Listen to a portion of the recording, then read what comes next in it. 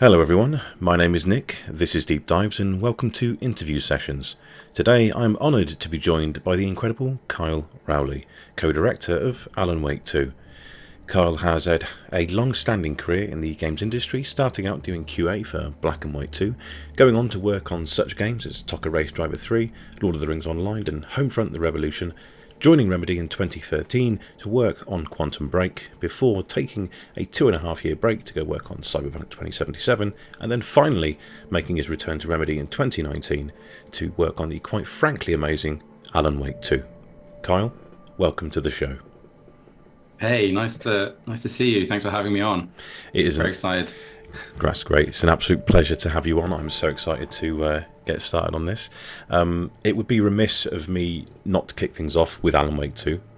Firstly, congratulations on crafting, quite frankly, one of the finest games released last year. My personal game of the year.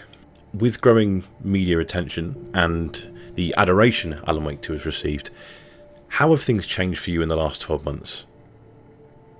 For me personally, well, I would say I've gone through like a roller coaster of emotions, basically. 12 months ago, where are we? We're in March. Yeah, so 12 months ago, we were kind of figuring out like what we're looking at the state of the game, trying to figure out when we hit like our alpha dates and our beta dates, and like struggling with getting them all the content in, and all that comes with that. And then we started the process of doing like press stuff, which because we kept the game like no one had really seen it I've been working on it for 5 years, almost 4 years at that point. And outside of like the people inside Remedy and obviously people at Epic, no one had really seen the game, so we were kind of just like in our own little bubble. And then like towards we're going out of spring and into summer, we started to bring a couple of press in to kind of take a look at what we were potentially going to show when we were going out to LA for Summer Games Fest, getting first like initial reactions. That was obviously quite nerve-wracking time. But then, when we started to show people and they were like, oh, this is really cool. This is not what we were expecting at all. Like, I think that we were like, it may start to give us confidence in the game that we were doing. Because, we took a quite a number of big bets basically on Alan Wake 2. We totally shifted the genre. We introduced a new playable character. We totally changed the gameplay loop. And so there's quite a number of things. I think a lot of people, when they first saw it, they were expecting us to kind of, maybe just done that, like something similar to the first game, just expanded on it a bit. But, when people saw it, they were like, holy hell, this is way different than but in a good way, way different than what we were expecting. So, so like going through that kind of that period of showing the game off at Summer Games Fest, which was amazing. I really like going to LA and showing games off, especially when people like it. not so much if people don't like it. No. But and then we were kind of doing a lot of that, and also trying to finish the game. So it was quite an intense year, 2023 for me personally. And I talked about this to a couple of people, that once the game was done. Actually, Thomas Puha, who's our communications director, he has a photo of me sat at my desk reading the reviews, and I'm just kind of like head in hands, like I can't remember. I remember thinking back, like, was I happy then, or was I sad, or was I like, I don't even remember like how I was feeling. I think, and everyone was going around the office like cheering, and then coming in, oh, great, innit? And I'm like, yeah, I don't know what's going on. So I was kind of like in this haze in my mind. And then after that, we did Game Awards, which was amazing as well. But through the whole time, I don't really remember much of it. What I remember is kind of like feeling very, very tired. Like I remember sitting, I was sat in our cafeteria at the Remedy offices. I was just sat there with my head, just sit there in a stare, like staring into nothingness. And Mixu, the game director of Control, he came over and goes, "You all right?" And I'm like, I don't even know if I'm all right actually at this point. I'm just really tired. So I kind of went through this kind of really tired period, and then coming out into 2024, I've got to get a bit more energy back. We're working on the DLC stuff. So, it's been a bit of a roller coaster in terms of trying to ship the game, doing press, shipping the game, and then that kind of come down off of that, and then going back into new stuff. So, damn, I think creation is one of the hardest things you can do, because you're putting yourself out there at the end of the day, right? And you're almost showing your heart to people, like, this is what we've done. And I completely get that when you're sat there thinking, are people going to like this? I really hope they like this. Please, God, like this. Exactly. That's basically what I was doing all the time. Yeah. It is hard, and it's especially hard on a franchise which I never personally worked on, but I obviously have a great affection for. But I know that the fan base is very affection, like has a lot of passion for it. So we were changing quite a lot, but we had confidence that we were making the right decisions when we were going through development, and we did do internal and external user testing of the game, so we kind of were getting a good pulse on like what people thought about it.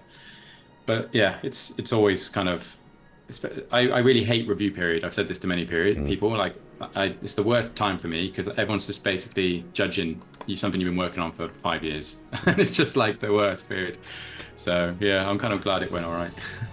No, it was obviously it was well received, and like you mentioned, introducing a new character, Saga Anderson, alongside Alan Wake, also well received.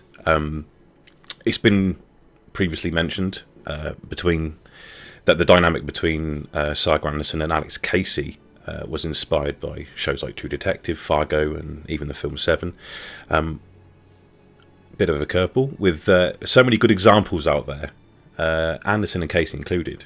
To you, what is the most important dynamic in a duo in that buddy cop scenario? That's a good question. I think that they just need to, like, on a personality level, they need to complement each other in a way that it can create conflict in that kind of between those two characters, but at the same time that they are on the same level, in terms of their their thought process and their personality traits, whereby they still have each other's back. I think that the best are where there's conflict between the two, but then when they're together, they kind of can overcome their internal conflict, but then and kind of the external conflict that they're coming up against. Yeah. And I think that I was actually watching Seven again recently because someone I know hasn't watched it, and I was like, what the hell, how have you not watched Seven? So we're going to sit down and watch this. And the kind of relationship there between Mills and I can't remember what Morgan Freeman's character is actually called now. No, but they're kind of but that dynamic's very interesting. Got an experienced guy who's kind of been in the city for a long time, very methodical, and then you've got this hothead who's kind of come in and new but really wants to prove himself, and the dynamics there are very interesting. And I think that we always wanted to try, and you want to have that kind of conflict between the two characters, but again, when they come in together to kind of figure things out, they kind of can get past that and kind of move through to solving what they're trying to solve. So yeah. Who's your favourite out of interest, if you had to name off the top of your head a duo like that? Starsky and Hutch. No, I think that I don't know. I think that I really like. I mean, it's hard to just watch Seven. So and it's I'd have to go back and rewatch True Detective and those other shows to kind of get X-Files to try and to see. I think that I don't know. It's a hard one. I mean, I like all of them basically. I like different aspects. That's different ones. So yeah. That's fair. So you once mentioned in an interview that we were actually creeped out by horror games. The ability to switch between characters in Alan Wake 2 was based on this idea that you could take a break away from the game when it got a bit too much. What moment in a horror game is the one that got you the most? I mean, the scariest game I played recently was Visage. And Okay. Well, it wasn't that recent. It was kind of when we were doing reference work for Wake. And there's a sequence in that when there's this the entity or whatever it is kind of just stood there in a hallway, and then the lights go out. And I remember that really. I think I turned off Visage at that point actually, and I was like, I'm playing this later. I think that Visage is really interesting because it's control scheme and it's 3 Cs. It's camera and player and controls are not the best. It's quite kind of a bit, they're all over the place control scheme wise, but the actual atmosphere and the horror is, I think, done really, really well. And I think we did take some references from that and many other horror games, and when we're thinking about how to kind of like build the horror in Wake 2.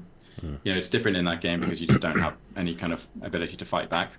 So, but a lot of the kind of like the tricks they use to kind of build up tension and kind of scare the player. I think that they and considering the team size, I think they did an amazing job. So definitely that was the thing that stands out to me the most. I also playing Resident Evil 7 when in the base the sequence where Mia's coming up the stairs, like that one I remember, that sticks in my mind. And I think it was in 7 as well when you're going through like a crawl space and you can see feet running by. That was when we did it, we actually did a prototype for like Wake 2 very early on. It was one of the first things we ever did for like doing horror, because we'd never done horror, like purposeful horror. Like we'd always done, like Control has elements of horror just for its atmosphere and its aesthetics and its visual design. But we were like, okay, we're going to try and purposely scare people a little bit in this game. So we did this horror test where we basically had a sequence where we were in the nursing home, the very first iteration of the nursing home, and you were following Tor, which is kind of like, this was like something that we had very early on in the game when we were making even just like the prototypes. It's like this concept of Tor going missing and you having to find him. So we were following him, and we basically did this horror sequence where you were basically trying to follow Tor, and we had a sequence like that in a crawl space where like Tor's feet would walk past and stuff like that. So there was kind of like direct inspirations we took from a lot of games. That sequence didn't end up actually in the final game, but it's cool stuff. Special shout outs to Cynthia for being one of the scariest aspects of Alan Wake 2. I haven't jumped... I mean, that mission, the nursing home mission, was the mission we also used for our proof of concept, basically. So it had the most amount of effort put into it in terms of like, well, we used it to figure out how we were going to do the game effectively. It was like a small, for Saga's side at least. And obviously that did influence a lot of the stuff that we ended up building for Wake. But Cynthia and the whole nursing home was probably the longest level in the production process. Like we were making it for like 4 years, and we iterated it quite a lot and changed quite a lot. But I think it turned out pretty well. There's a sequence in there where you kind of go down in the basement, and I've read that people kind of find that sequence quite like scary. It's funny because in the original flow, we had actual combat down there with an enemy, and the enemy we were going to put down there, we ended up removing it from the final game. But so we were like, shit, what are we going to put here? So I was just like, we'll put no enemies down there, but we'll just put lots of scary Cynthia stuff down there. So players go in expecting there to be to be an enemy or fight something or something. So they're quite like worked up. Whenever you get told to go down to the basement, you're like, fuck off. I don't want to go to the goddamn basement. It's like, so we kind of played on that a little bit, and then I think it turned out pretty well actually in the final game. So pleased with that. It was perfect. I said I'm quite desensitized to horror these days, and I haven't jumped so much in a long time playing something, so I was like, you got me, well done. Cynthia's jump scares are quite intense actually down there. Oh, she's horrible. On the theme of horror still, you've spoken previously with Alan Wake 2 being inspired by more emotional horror, much like what we see in A24 movies. What's the perfect recipe for creating an atmosphere and building dread over time in a video game to you? I think there's there's different ways to look at how you can scare or like make the player feel uncomfortable. We tried to do it so that on a moment to moment level, so like when you're you have the controller in your hand and you're playing, we did try and obviously for me, we wanted to have like a longer build up of some tension, so something that potentially could happen for a longer period of time, because that's kind of like when you're like it rises and the kind of emotional state of the player kind of rises with the tension you're trying to create, and it can if the longer it lasts, like the bigger the release at the end. So we tried to do like longer build ups. So like for example in the nursing home, the whole like medical wing sequence, basically there's no enemies there until right as you're about to leave, and we use the whole of that puzzle scenario and trying to explore and figure out where to go, and trying to understand what happened to Tor, or something bad happened to him narratively. So we wanted to use the whole of that whole section of the level to kind of build up to something that could be scary, and then we kind of reveal something towards the end. So, and that's kind of like the pattern we tried to follow through most of the game basically. So like quite long build up of tension and then a release, rather than kind of like having enter a space and then immediately see an enemy or a threat. We wanted to kind of, the feeling of, oh, there's something here, but I don't know what it is. And because often I think that's more scary than actually like seeing the monster itself. So we took inspiration from, I think The Thing does that really well, where you just don't know what it is, and there's like the whole like question mark, and then at the end you're like, oh, that was it. It's like it's like so we wanted to try and make that last as possible, and we build it into cycles. So once we'd finished that, we'd done that cycle, we'd leave it a little bit, and then we'd do another one, and then it kind of so it has those kind of like those loops.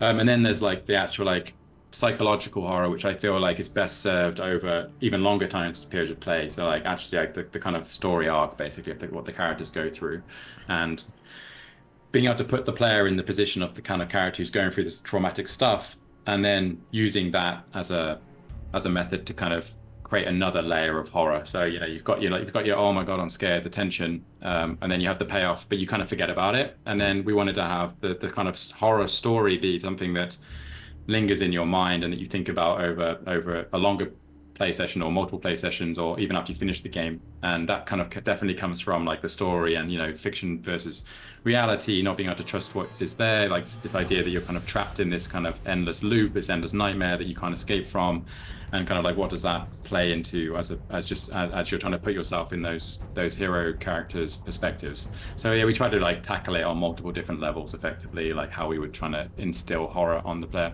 And I think that I really like the A24 like Ari Aster's movies and like Hereditary and Midsummer and The Witch and like Lighthouse by Robert Egger. Those guys, I like those movies because they don't rely on jump scares, and they kind of rely more on the kind of characters and the journey that those characters are going through emotionally to kind of create the horror. And that's kind of like where that idea of using the story to kind of create this slightly more prolonged, like thought-provoking horror kind of came from. So thought-provoking games are obviously important, and the ones that stick with me are the ones that leave lasting impressions, an emotional gut punch, so to speak.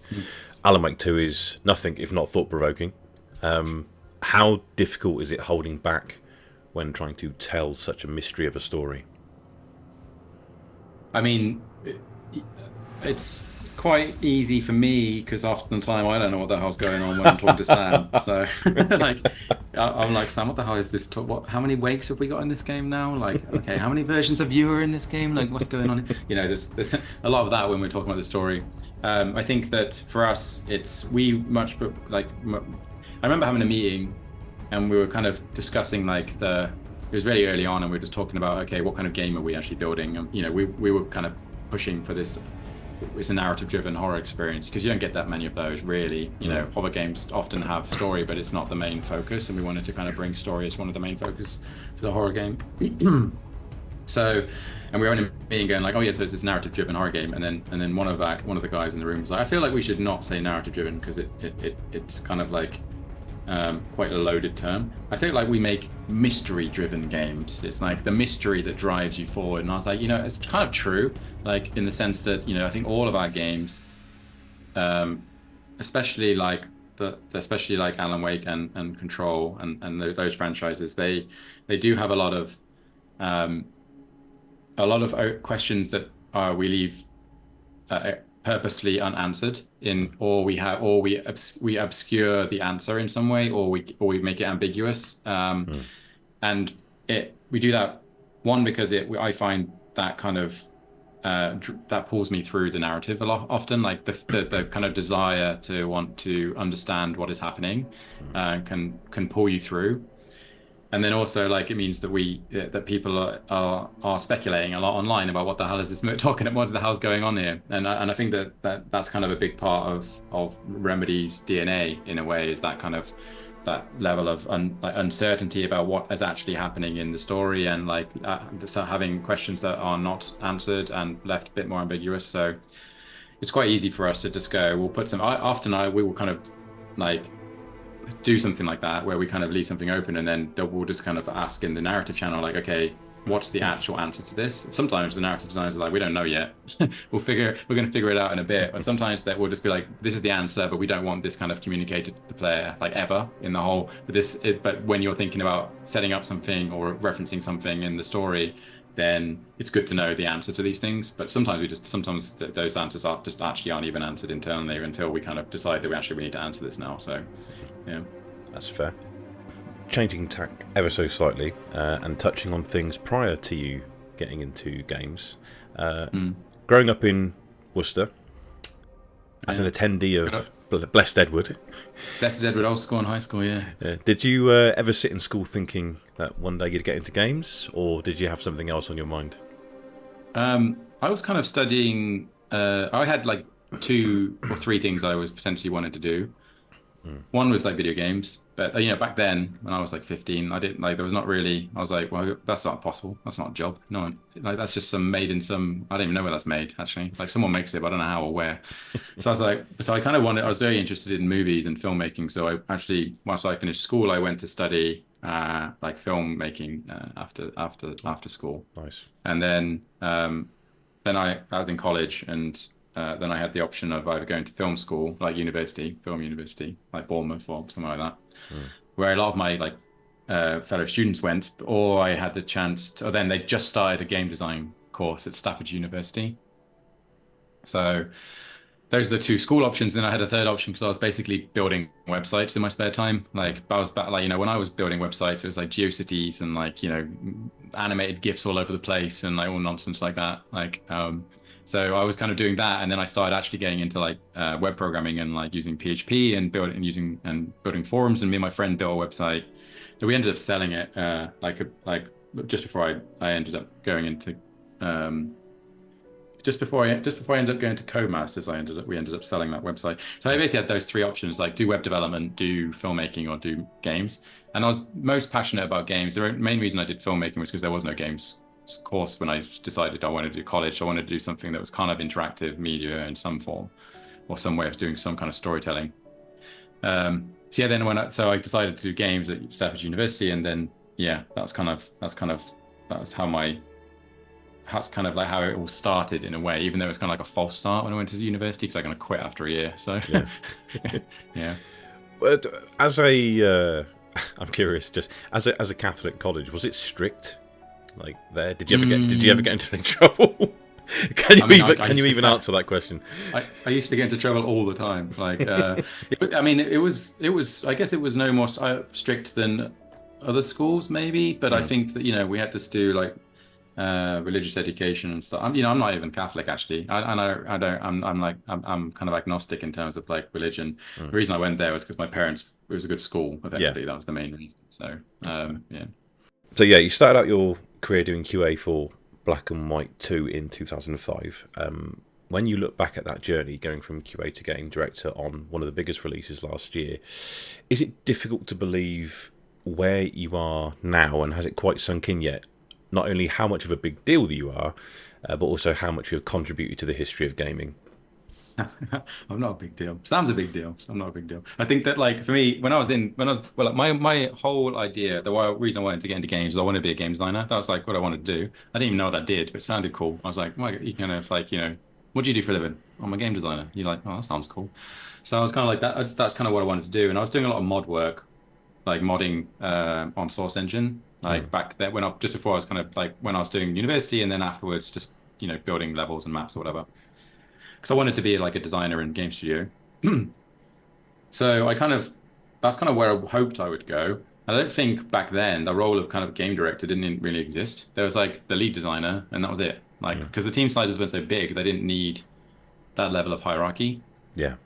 So I think that I knew that's what I wanted to do, and I just needed to figure out how I was going to get there. And when I was my first job at Black and White, I didn't really care about getting to be a designer straight away. It was more like, okay, I want to do well in this role that I was doing. And then it was the same when I went to Codemasters and I was at EA and then Codemasters. I kind of really just wanted to showcase that I was good at my job, whatever that job would be. And then I was still working on design stuff in the background in case something came up, because especially at Codemasters, EA and Lionhead, I was only there for a short period of time, but at Codemasters they had a secondment program, which was they would take people from QA into different roles. So I was kind of just working on design stuff in the hope that maybe one of those roles would come up or whatever. And it turned out that when I was there, they never actually had any open, at least in QA. So then I kind of was like, okay, I don't want to be in QA forever. I still want to try and find a way to move into kind of like design stuff. But and right back then, like at least where I was in those companies, a lot of the contracts were basically like they were limited. So like they would run for 6 months and then they would kind of like either be renewed or they weren't. So there wasn't much stability in the job. So I really wanted to kind of move into a role where there's a bit more stability and I could still kind of be in the industry and still learn new things while at the same time trying to find a way to move into design. So that's kind of when I moved into like the marketing role. So that was Codemasters. And the only reason I got that role was because the website I built and sold. Mm-hmm. So, I was kind of good at web development. I was good at running like community-based stuff. So that's kind of how I managed to kind of get that role at Codemasters. And that was like a permanent full-time contract. So that kind of gave me a bit more stability. So yeah, then I was still just in the background figuring out how do I get into design, and also applying for a lot of like junior design roles like across the UK. I remember applying for one at Blitz, and I applied for a bunch of other ones. So I think I had a couple of interviews. One of them was probably at the studio that we were talking about in Banbury at some point, or whatever that studio was. There was I think there was a mobile studio in London that I went to see. I had a job offer actually from a junior design role, a company called, I think they're called Digital Extremes. They were in Spain though, and they were doing but they were working with NCSoft, and doing some kind of football thing. So I got an offer to work on that actually, because I was big into football as an English lad normally is. So I kind of got an job to do that, but then that got rescinded because NCSoft pulled funding on the game. So it's probably lucky I didn't move to Spain for that one. I remember getting offered a job at Blizzard doing customer service in Paris. Oh, wow. That was while I got offered that job, and I got offered that role in Codemasters to do QA, and then I was like, I could move to France to work as a customer service thing on World of Warcraft, but I was like, I don't know if that's a good move. So I ended up not doing that and ended up staying at Codemasters. So yeah, and but eventually I kind of I had a good enough portfolio that when I applied for a design role at Frontier, that they luckily, even though I didn't have any actual design experience, I'd done work on multiplayer stuff because I'd been doing MMO games at Codemasters, working on the social side. So they kind of offered me a job as a designer at Frontier, and they put me on multiplayer, and I was like, cool, I've never made multiplayer. They're like, have you worked on online games? I'm like, yeah, I didn't really make those games, but sure, I guess I did something with them. So I was working on multiplayer stuff for a little while. That was my first design job. It was cool. Awesome. Also, you mentioned you've worked with some, great British game developers. Obviously, in 2013, then you made the big leap to go work at Remedy.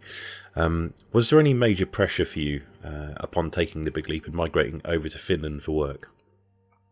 Not on me. I was like, fuck it, let's go. I was like, I kind of wanted to work on, after working on RuneScape, I really wanted to work on something that wasn't, there was something that I would like to play, basically. And I was a big fan of Remedy. Max Payne was one of my favorite games growing up. I really enjoyed Alan Wake, even though it took me a little while to finish it, because I was actually too scared to play it for some reason when I first played it. I don't know why. I was like that, and I went back and played it when I was kind of working on Wake 2, and I was like, this game isn't scary at all. Why was I so scared? I don't know what I must have been in a vulnerable place when I played the first one or something. I don't know. So after working on RuneScape, I really wanted to work on something that I kind of really wanted to play. So that's kind of when I went to work over at Remedy. And I didn't really feel any anxiety about moving to Finland or anything like that. I went over there for an interview as part of the recruitment process, and I saw the city, saw Helsinki. I was big into Finnish metal bands back then, so it was kind of there was lots of gigs, and back then, especially the subculture around rock and metal was kind of really big.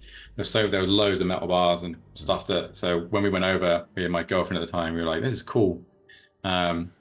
So though I didn't really feel any trepidation. I think when I first started at Remedy, I was a bit nervous about, okay, I'd worked at Frontier for 4 years, almost 5 years, and I did work at Crytek. But it's always a bit nervous going to a new studio because they have different tools and they have different ways of working. But it was kind of, I started on the same day as a colleague of mine, Thomas Hudson, and we joined on the same day. And he still works at Remedy now. He was a lead gameplay designer on on Alan Wake 2. And yeah, so like I always had him as like a friend or like someone to talk to about like going, like, because we were both going through that same process at the same time. So you know, moving to Finland, kind of trying to find an apartment, trying to figure out the good areas to live in the city, figuring out how our tools work. You know, so I basically had someone who I could bounce ideas back and forth with, so which was great. So that kind of helped a lot. I think if I joined by myself, it would have been maybe slightly more difficult. But yeah, it was pretty good.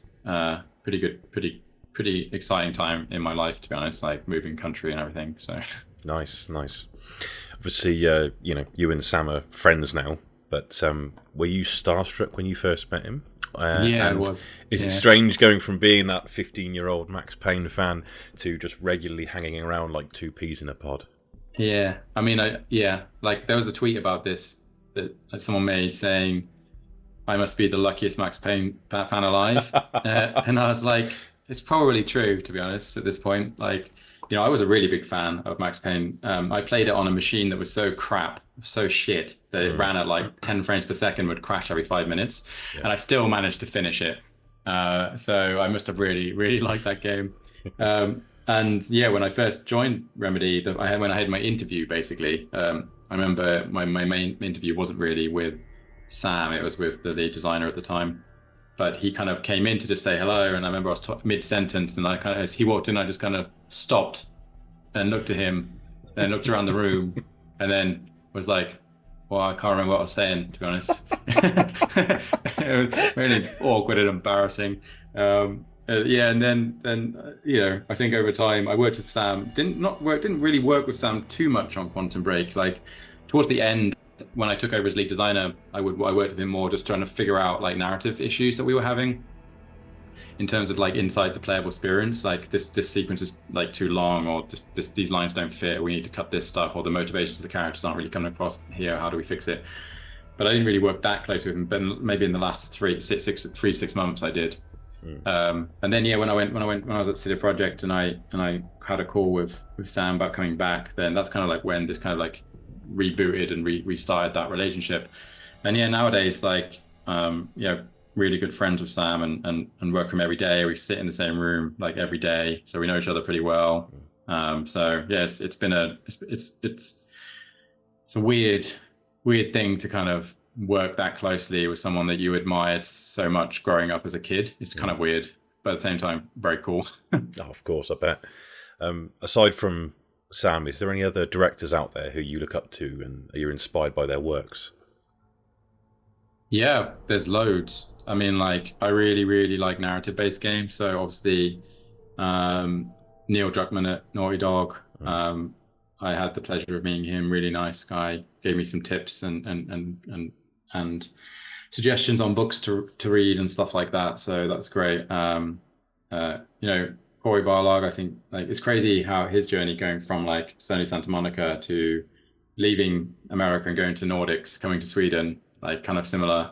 Worked at Avalanche, tried to do crazy stuff with the Mad Max game. And it's funny because like Mixu, who's the director of Control, he also worked with Corey at Avalanche actually for a little while. So it's just kind of like weird how small the industry is.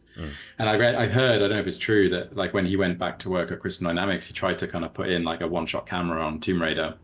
Okay. But it didn't go in. So I was like, I'm gonna goddamn do this when I do God of War. At least that's what I heard. I don't know if it's true or not. But you know, you know, definitely. I'm basically anybody who I think tries to take some kind of like creative risks or sets or defines how things work. Like Kojima's another one who just like, you know, I think Remedy and Kojima Productions are kind of like two studios who are able to fund these kind of weirder experiences. So we have a lot in common in that regard. So obviously, yeah, really would. I think it would be awesome to do some kind of collaboration with those guys. I don't know how we would do it. I would be so up for that. And we had like crazy ideas of doing an anthology series where we would have like different directors come in and we'd make whatever they wanted. But yeah, never mind. Imagine. Yeah, that'd be so cool.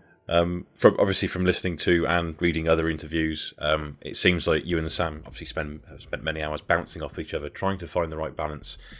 in the art you're both trying to create. What is a typical day in the office like for you two when you're in the thick of it? Get in, like, see if there's, like, towards the end of shipping, we were basically trying to cancel all our meetings. We were just like, no more meetings, please. And we were just playing the game. So we would go in pretty early, like 9 or 10. We'd have a development manager with us who would be taking notes. We'd start the game. We'd just play the game until we left. And then we would basically, at the end of the day, we'd go through all the notes we've taken. Then we would prioritize them, say if they're like, you know, this is a major issue, this is like a normal issue, this is a critical issue. Then they would basically, the production process would take those, put them into our like task tracking software and be distributed to the team. Stuff would get fixed and changed. The game was so long, at least for us, it's quite a long game, that we basically would take us like freaking week or two to play through the game, because like we were giving so many notes and stopping and looking at things. It would take us like hundreds of hours to play through it. So then we'd finish, and then we'd start again and do the same thing again. And we'd like, okay, those things that we talked about, oh yeah, they fixed a lot of this stuff. And you know, it's funny, like over the course of 6 months, the game goes from being pretty broken and not really playable, so much stuff missing, to like every time you play, you're like, oh, this has come online, that looks looking pretty good, oh, we need to change this thing, etc. But it's just crazy how like this is like something that people talk about a lot in games, like, oh, it really only comes together at the end.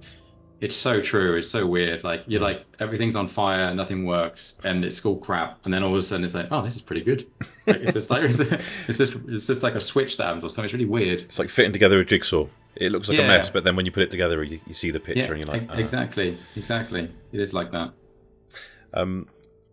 Just going back a little bit. So when you first joined Remedy, you obviously, you know, so we mentioned you worked on Quantum Break. How it's going to be a bit of a curveball. How surreal was it beating Dominic Monaghan at FIFA, and how often did stuff like this happen during development? That was hilarious. You know, I think I'm trying to think back to how that even occurred. I think he was basically here doing some kind of either live action shoots or just doing, because we have a lot of our like facial capture stuff is done inside the Remedy offices. We have our own like solution for that. So he was here doing some of that stuff, and I think I just saw him he's a Manchester United fan, and I remember just seeing him in the office and around. He's getting a coffee or something, and then I started at FIFA. And he's like, "Oh, FIFA, let's have a game." And then I'm like, okay, I was pretty good at FIFA back then, though. To be honest, I was playing it a lot. Like we would play it every day at lunch, and I was playing it online. I was like I was in the, I think what's the seasons where you kind of have to, you start in level floor 10 and then you go to number 1. Pro club. I know there's pro clubs. Yeah, it's the online seasons, I think it's called. But anyway, I was in like Division 1. I'd already won it, so I was pretty okay at FIFA at that time.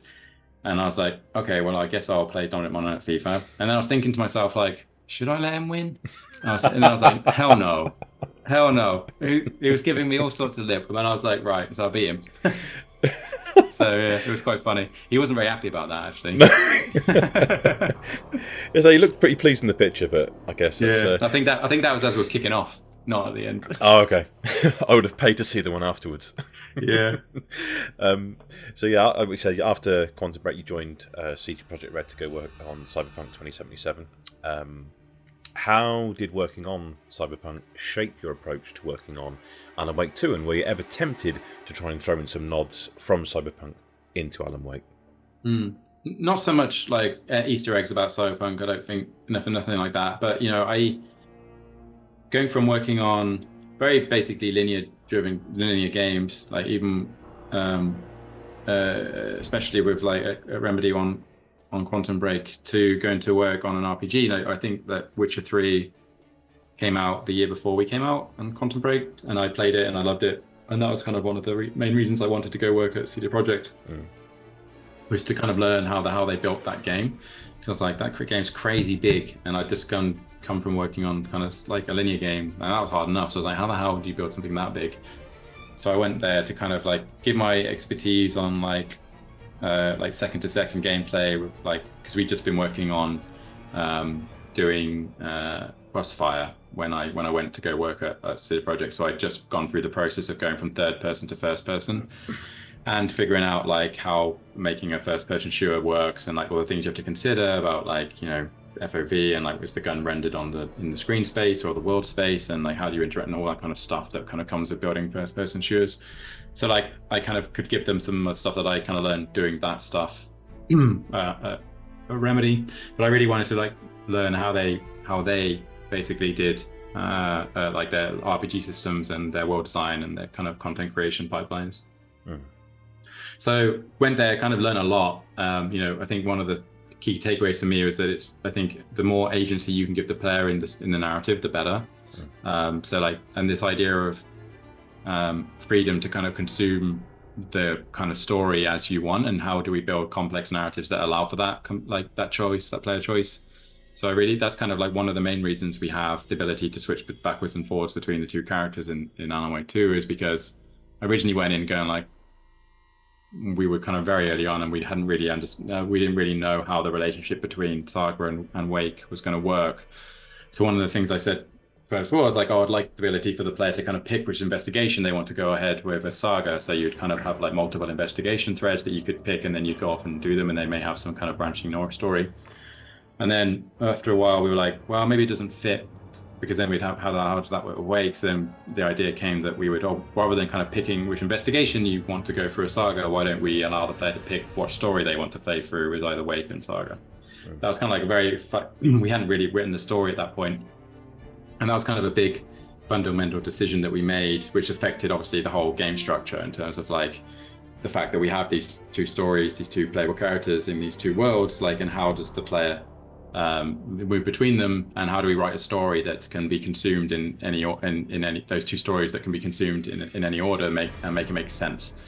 So that was something that we decided pretty early on after I joined, to try and give this kind of feeling of player freedom to decide how you want to consume the story. It had the benefits of the stuff I talked about before, where because it's a horror game, you can then decide to go like have a change of pace by playing the other character. That was kind of like one of the plus sides of doing that decision. But it wasn't kind of like the motivating factor for it. It was more just me going like, I want to have more player choice in how we allow players to tell stories, basically. And that came about because I worked on Cyberpunk and I saw the benefits of that and why that's cool. And, it's just an ambitious idea that I was like, could be cool. We were like, through the whole development, we had people going like, yeah, why are we doing this? This is a bad idea. Like, why didn't we just make it linear? Why didn't we just make it like this would be much easier? Like QA are having a nightmare. Like, how many permutations have we got? Like, this is horrible. Why did you do this to us? Well, it paid off. So, like, yeah, I'm glad. Yeah. It was for a while there. We were like, maybe this is maybe we made a mistake, but eventually it all came together as I said, it always does at the end. So, right. So, I want to cast your mind back, which I've been doing anyway. But it's 2019. You've got the call. You've made your return to Remedy to start working on Alan Wake 2. Then, not long after, the bloody pandemic hits, and it changed many people's lives forever. What was going through your head at the time, having come back to something to work on something so massive, but also have a huge curveball thrown in the mix? Well, I think like everybody, to begin with, wasn't really worried about work, more just like, what the hell's going to happen to the world? Like, what does this mean? Like, as someone who lives abroad and their family is not here, would I ever see them again? Like, those kind of questions were coming up like a lot in my head. And then as it kind of like, on top of that, then we were like, okay, on top of that personal stuff, then there's like the work question of like, everybody's gone home and we're like, fuck, how do we work remotely? Like, how does this even work? Especially because we were in pre-production, and a lot of pre-production is you sit in a room brainstorming, throwing ideas around, it's a lot of like creative collaboration. And that kind of just all fell apart. We were like, fuck, we have no tools for this. Like, trying to use whiteboards, they're just fucking awful. Like, it was just like how the hell do we do this? And what ended up happening, our IT team were great. They kind of moved everything to the cloud very quickly. We got like Parsec set up. We got like everybody took like monitors home so they could work from home. People who didn't have PCs, they got to take their PC back, or they got given a laptop or something that could connect through the internet. So like everybody was kind of there, but not there, if that makes sense. Like they were working on stuff, but as in pre-production, when you're trying to figure out what the game is, not being able to see or talk about ideas that people are having in a super like easy, like, I'm just going to go to a desk and talk about this thing with this person. It was kind of like, it felt like people were working, but we weren't sure on what, or like what was coming out of it. So it was kind of like difficult. And one of the things I did pretty early on, I think I only worked remotely for about 3 weeks. I was like, fuck this. on going to the office. So I went into the office by myself, effectively. I was like, can I come to the office? There's no one else in the office. They're like, yeah, I guess so. And then like over time, like as I was taking meetings in the office, the other like directors were like, oh, maybe I should come to the office. And I was like, yeah. And then so like first of all, like Sam came, and then our art director came, and then our product director came, and basically all of the like directors were in the office working on stuff when that was happening. And then the lead started being like, oh, maybe I should go to the office as well. So like basically by the end of it, like we basically had all of the directors and the leads working in the office, and then all of the team working from home. And that allowed us a lot more like creative collaboration, at least on the director and lead level, about how we're going to build this game and what that mean, and we could solve problems together. And then like the work would be distributed out to the team who were kind of working from home. So that's kind of like how we did it. But it was painful, and it was hard. You know, I think nowadays we have a hybrid setup where people can work from home, and it depends on the project. Some projects allow work from home like 4 days a week, some allow 2 days, like, so it depends on the project and where they are in their development. On Alan Wake 2, we had a system where we wanted people to work from the office 2 days a week, and they could work from home 3 days a week. But a lot of the leads and directors were just working from the office anyway, and a lot of people just decided to work from the office just because it was easier. But you know, there was a bit of flexibility there, and obviously if you were kind of hired as a remote worker, then obviously that wasn't really required, because you can't come to the office if you're somewhere else. So yeah, I mean, so how did that affect? Did it change your approach at all? Your directorial approach? Did the pandemic have an effect on that? And I mean, how did you stay motivated? That's the other question, I guess. I think, well, this is my first role as a director. Like I was a design director on Cyberpunk, but it was a bit different because it was a bit more focused. I worked with the game director at CD Projekt with him to kind of help define the vision, but it wasn't necessarily my vision of how it's going to go. Whereas this one, it was like mine and Sam's. So I was like learning some of these things just on the job anyway, and then obviously throwing a curveball like that in it, I was just like, well, I guess have to figure out what this job means from here. Like I didn't know really. I just knew that we needed to communicate more often, more frequently when everybody was remotely, because there was that lack of sporadic or like you know, when you're just around the office at the coffee table, just being able to talk and stuff comes up. So people like the amount of like knowledge sharing was less. So we had to do more. We had to over communicate things basically. And I think that in general, even if the pandemic wasn't happening, one of the things I learned was that you can never over communicate too much what your vision is, because it's better than not communicating enough. Even though I felt like, oh my God, I've gone over this about 50 times now. Like we were like, we should just do it, and we should kind of communicate it. And then people would still come up afterwards going like, oh, right, yeah, that bit makes more sense now. Or like they would have questions that we would have to answer. So that definitely was something that I think helped us in terms of like stuff that we took from working in the pandemic or completely remotely to something that even now when we're working in hybrid that we learned and we kind of try and do better at, is just over communicating stuff. At least on our project. And we shared that kind of information with the other projects at Remedy to kind of do some knowledge sharing there. Yeah, it was a hard thing. And in terms of like, you know, trying to stay motivated, I was just very excited about the whole idea, to be honest, and this kind of role and the fact that we were going to make the game that we kind of wanted to make with like no compromises at that point, really. Yeah. So, and that's kind of like a rare thing in games. Like there's normally always some kind of compromise that needs to be made somewhere. Either because of scope or budget or time constraints or publishers or license holders or whatever it may be. Like there's normally some kind of something that will change during the production process. I think that the game that we ended up making, Alan Wake 2, is very, very similar, it's basically the game we pitched at the start. Like we didn't really have to change too much. There were some things that we dropped out in terms of, we originally had side missions and stuff like that, but we just kind of removed them because of scope. And there was some like different enemies that we dropped out, and we had some other ideas of like related to Dark Presence and how that could be kind of inside the game. But generally speaking, the kind of core essence of what we wanted Alan Wake 2 to be was at the start was kind of realized at the end. And that's kind of quite rare that you kind of get the ability to do that. So I was very excited about just being able to do that and trying to work as hard as I can. I really wanted to prove that I could do this job I put a lot of like myself into that game because I wanted to prove that I could do it. So yeah, and that's kind of why I feel like at the end of it I was so tired and like it's like yeah. But It's a process. the effort shows. It's funny you mentioned about like, effectively streamlining it, because I find bloat in modern day video games a problem. But there isn't that at all in Alan Wake 2. It is everything it needs to be. So if I was wearing a hat, I'd take it off. Yeah, I appreciate that. I actually have a quote from you saying, "We wanted to make the most beautiful forests in a video game ever." Yeah, we did. Do you feel you achieved that? I think you did. I think that we did, yeah. And like, well, it was like we did a VTAR, which is a visual target, and I remember talking to the art director, and he was like, "We're going to make." Like Alan Wake 1 had pretty good looking forests for the time. Like people considered them. We were like, we need to do that again, but better. And these need to be the most next gen looking trees you'll ever see in any game ever. And I was like, that sounds great. As long as it's scary but beautiful. I think one of the terms I used in the vision presentation we originally did was like hauntingly beautiful, I think was what the term. And this idea that it's kind of like, it's very pretty to look at, but it has this kind of ominous and like haunting feel to it. So it's like, oh, this is a really good vista and looks great, but there's something ominous there in there as well. And that's kind of really what we wanted to get across. Like we wanted the game to look really good, have like beautiful visuals, but also that contribute towards the horror that we were trying to make. So yeah, that's fair.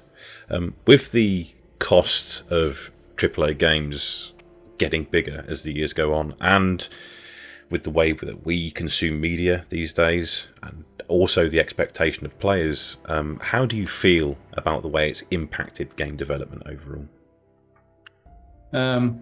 I think across the wider industry, I think there's less risks being taken because of the fact that budgets are getting so expensive. Like, I think that the publishers and investors, they need to realizing that they kind of obviously need to make a return on the investments, and the similar like the movie industry, where they feel like the safest way to do that is to make a sequel or do something that's kind of tried and tested. So I think that it does mean there's good stifle innovation, at least in AAA. I do feel like indies are taking on a lot of that burden nowadays. Like they're kind of, and I think that AAA studios are kind of using indie ideas, or like looking at indie games that have been successful and going like, well, this is kind of proven. We can take some of these ideas and put them in our kind of bigger budget game because it's kind of validated. And I think that that's kind of one of the good things about working at Remedy, is that we are in a unique position where kind of doing weird or ambitious stuff is kind of part of what we do, and people come to us to want to do that. So we kind of get to work on kind of more interesting and unique projects, even though the budgets are going up still. So yeah, it's an interesting time, I think, for games, as you've seen with like all the stuff that's going on with like all the layoffs and everything like that, which totally sucks. So no, it really does. It's I feel like every time I turn on the internet, there's a new layoff, and like, my heart breaks for people. It really does. It's a tough time. So Alan Wake is my last Alan Wake related question now. But Alan Wake has crossed over into a couple of major franchises as of late, going from Fortnite and Dead by Daylight, which is one of my favourites. If you had the choice, where would you like to see Alan go next? Where would he write himself into? Oh my God, where would he write himself into? What franchise? He's constantly trying to escape the dark place, so now he's written another way out. He's written another way out. There's so many. It's hard to find franchises which I think Wake can seamless. Well, I say that, but then he's in Fortnite.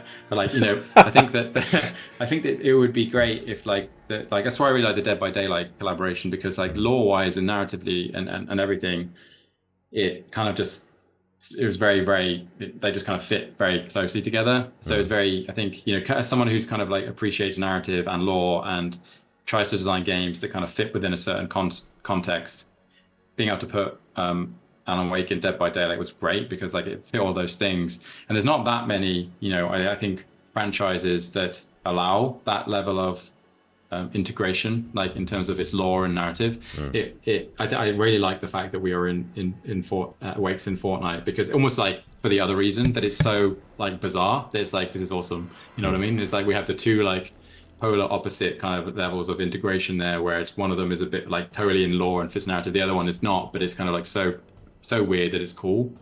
And I think that, yeah, it's hard to think of any franchises off the top of my head where I'm like, oh, that would be like the perfect fit for Wake to go into. Obviously, I think for me, obviously any franchise which is really popular and it gives more exposure to Wake as like to kind of wider audiences, I think it's good from my side. So it doesn't, like, yes, it'd be great if they fit together narratively and always, but if it's a big franchise is interested in taking Alan into their world, and I think that we would be cool with it, to be honest. It will show up in Call of Duty next then. Well, yeah, let's see. They got Homelander in there recently, so. Oh, I didn't even know they did this kind of collaboration. Is this on Warframe? Is it or Warframe? Modern Warfare, Warzone. Warzone, that's it. Yeah. Warframe, Warface, Warzone. There's like something war. Something war. Yeah. Okay. So to round things out, I've got a few random questions to throw at you. It's been said that you consider yourself a Marvel guy. Do you feel we've been well, sort of, maybe. I was going to say, do you feel we've been oversaturated by Marvel movies in the last 15 years or so? So I'm a guy who likes very mainstream stuff as well as the kind of odd stuff. That's kind of like where this came from, because I remember discussing. I will go to watch a new Marvel movie. Maybe not recently. I haven't seen a lot of the new ones, but at least, you know, towards when there was the End Game, Avengers, like build up, and that kind of stuff. And the new Spider-Mans that I was watching. I always go and watch those at cinema, and I'll ask Sam or Yanni, our art director, have you seen the new Marvel movie? They're like, no. Like, why would and I'm like, well, why not? They're like, yeah, it doesn't really resonate with me. And I'm like, cool. Well, I liked it, and I liked it for X, Y, and Z. And then then we have these discussions about like, well, you know, I'm open, you know, more open to watching a lot of those more mainstreamy things, and you know, especially like Yanni and Sam, they're kind of a bit more into like art house stuff. I mean, Sam does obviously watch like a lot of mainstream movies as well, but compared to me, probably not so many. So that's kind of where it came from. And to your question about Marvel movies, as I said, I haven't really watched actually a lot of the shows, or the new ones. I've kind of been, you know, marveled out in a way. Really like the Spider-Man game though, from Spider-Man 2. So I'm not kind of out of Marvel. I'm just not, maybe just. I think there needs to be a break for me to kind of come back or something. I'm not very invested in the kind of new storylines that they're trying to set up, really. So yeah, I think that's the general feel all round, I think. I mean, do you have a favourite superhero out of interest? Spider-Man was my favourite growing up. Yeah. Like the 90s show on Fox Kids. Oh, it's so good. Yeah, I mean, it got me into Spider-Man even more than comics did, to be honest. And I had like massive Spider-Man bust at my parents' house. Like it's like a life-size one, and that, like I spent like loads of my money when I was like a kid growing up buying that. I have a Venom one as well, actually. So yeah, Spider-Man, I would say, is out of all the superheroes, probably my favorite. Nice. Looking at your Instagram, it would seem that you have a fondness for the gym. Sometimes. Sometimes. I was going to say, how important is fitness to you, and how do you maintain that balance with work, gym, family, gaming, and sleep? I struggle with it, to be honest. Like, and it's always these things. Like I went through a long period of time where I was like there all the time, and then I got injured. And then when I got injured, I was off for like a long time. And then like trying to get back into it after the injury is problematic. Or are we things like, I'll start, and then I'm going on, like especially last year, going to LA or I'm going to Germany, or I'm going like, and finding the time when you're out of those events, it's very difficult. But now that we're kind of like out of that period, I've started back up again.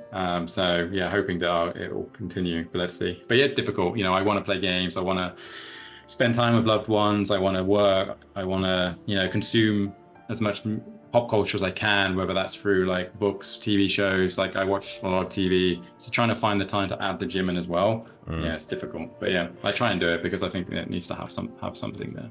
No, that's fair. Just going back to you mentioned earlier about websites.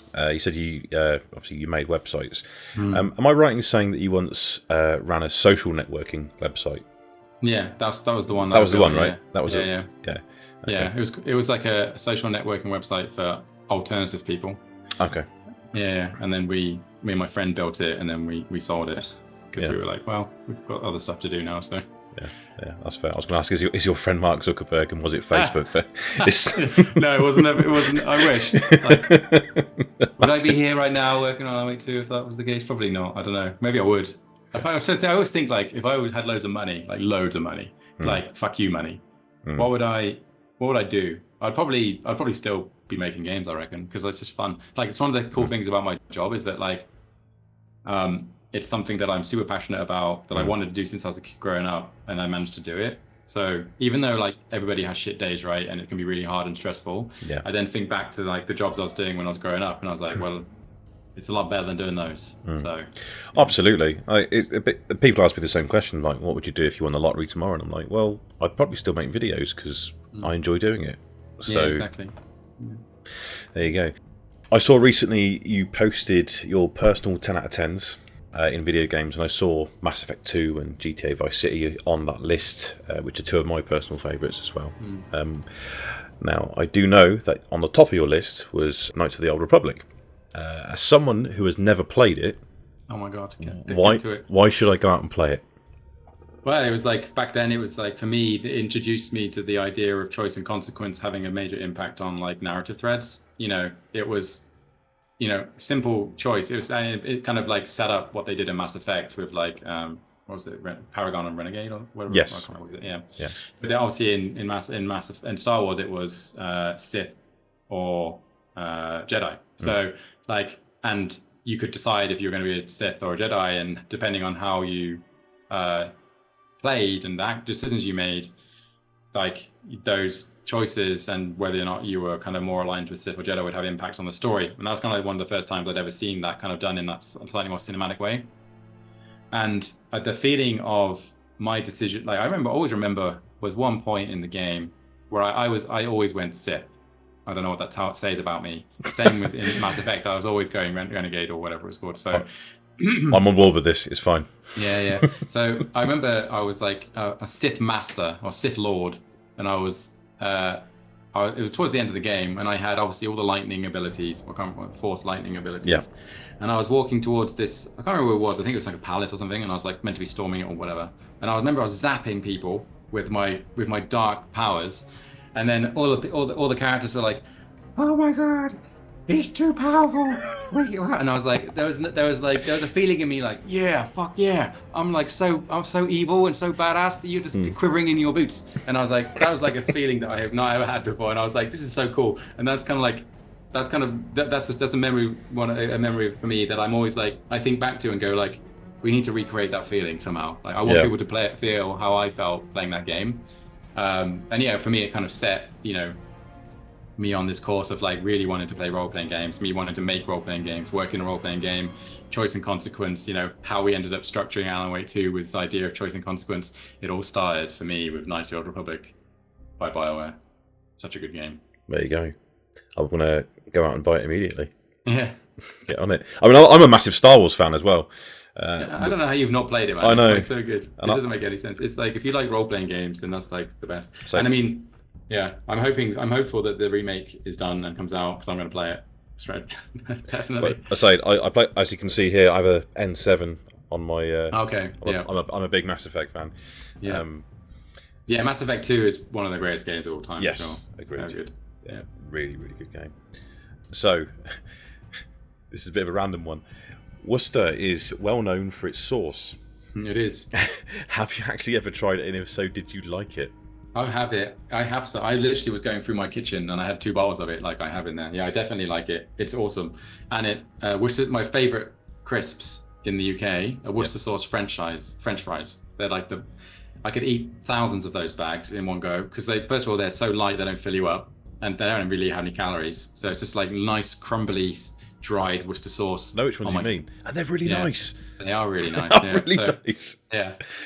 So yeah, like I when everyone always asks me like, where are you from, like Worcester, they're like, is that that the place where they do the sauce? And I'm like, yes, it is. And they're like, oh, cool. It's like, it's a point of contact, that reference that people have. They don't know where it is or anything about it, other than the Worcester sauce comes from there. And obviously in America, they're like, Worcestershire sauce. Worcestershire, Yeah. That's fine. You should hear what people ask me when I tell them I'm Greek. Oh. Yeah, but stereotypically, my family did once own a chip shop, so there you go. There you go. There you go. Randomly, because someone mentioned this the other day to me, I told them I was interviewing you, and they said, "Is that the football player?" And I said, "Is there a football? Is there a football? There's an American football player." Yes, the American football player. And I said, "No," and then I went, "Oh, I wonder if you get confused with the American football player." No, like I not really. I'm proud that I'm number one on Google if you search my name. At least to me. I don't know if that's the case for like the rest of the world. Maybe it's just like, oh, this is Kyle Rowley, let's put him at the top. But like, I don't know. It's the algorithm. Yeah, exactly. Is the algorithm tricking me? Like when Kyle Rowley, the American football player, is Googling himself, is he number one? And he's like, yeah, I'm number one. Hell yeah, I'm number one. Final question. I have to ask, what is the story behind TimePirateNinja? It was me thinking, it's time because of Quantum Break. It's pirate because I was watching Pirates of the Caribbean, and I was looking for some. I was like, that sounds like a time-powered pirate who's also a ninja would be awesome, and that's basically where it came from. Yeah, time came from me working on Quantum Break, and then pirate. I was like, what does everybody like? Everybody likes pirates, and everybody likes ninjas. So let's add ninja time pirate ninja. I was trying to guess, and I honestly thought it was something to do with, because you remember they did Pirates versus Ninjas like a long time ago. There was a thing about it. Okay. I thought it was something to do with that, but no, I don't. I don't recall even what that was. Yeah, no, it was mainly just like pirates are cool, ninjas are cool, and I'm working on Quantum Break, so let's put time at the front. Time powers. Yeah, exactly. Amazing. Right, Kyle, thank you so much for coming on. It's been an absolute pleasure having you here. Obviously, yeah, it's been awesome. Thanks, man. I really appreciate it. I don't know if you can say what's coming up for yourself. I'm just focused on working on the DLCs basically, so yeah, for Alan Wake 2. Awesome. Well, we can't wait to see that when it comes up. That's going to be really cool. We mentioned it briefly a moment ago, and it should be on the screen in front of you somewhere. But if you want to follow Kyle in all the places, TimePirateNinja is the place to do it. Is it TimePirateNinja? It's easy to remember. I don't know, maybe not. As per usual, I'd just like to give a massive shout out to Patreons as well for your support. You're absolutely amazing. Thank you so much once again. If you've liked what you've watched today, please don't forget to hit the subscribe button and also like this video. Obviously, this is a fairly new concept for the channel, so all the comments and feedback are welcome. And also give your praise to Kyle as well, because he's been an absolute pleasure today to have on. Also, you can follow me on Twitter at DonPedroX for regular updates about upcoming videos. And finally, if you like what I do and fancy supporting me, as I mentioned, there is a Patreon as well there. So right, thank you so much for coming, and we shall see you next time.